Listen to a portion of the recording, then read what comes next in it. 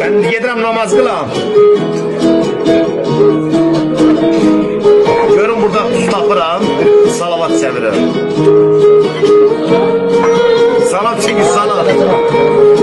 Çingiz de bir ara namaz kılırdı.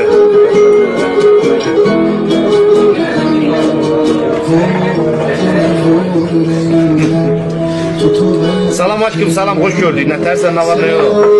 Gel yanıma. Ay şeyle ben bak veresin bu hafta.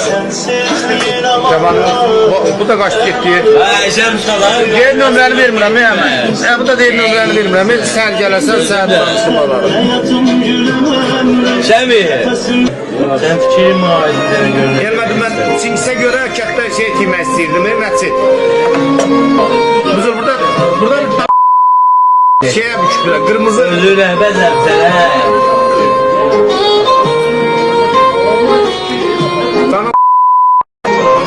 Ama 350 manat itəliyiblər, rahat olun. 5 İkimiz eşitsən.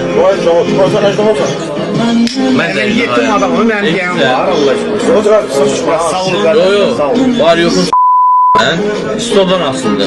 Mən nə vaxt şəminlə oturam stola 10 litr desem yapışıyor. Yok, daha senden oldu. 3 dakika oldu, ne kadar işleyişti. Şimdi Ama böyle ya. Ne olur, say zakaz gelir, yoksa burada əlavə yoxdur sizdə. ay hayatım çöpür danışmam. Yemek sıkıntı sen gör. Yetim adamım da bizdə, ne olur, bizdə namaz qılır, bizdə seydəlik, bizdə məscidəlik. Sen bilirsən ki mən sənə yalan danışmıyorum da aç gözünü bax.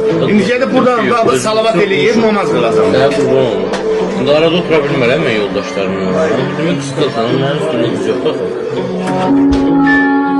Semak gecə həstanə. Şama gedən Hüseyin var. Kız olur. Şama gedən Hüseyin var. Mən gedəyim.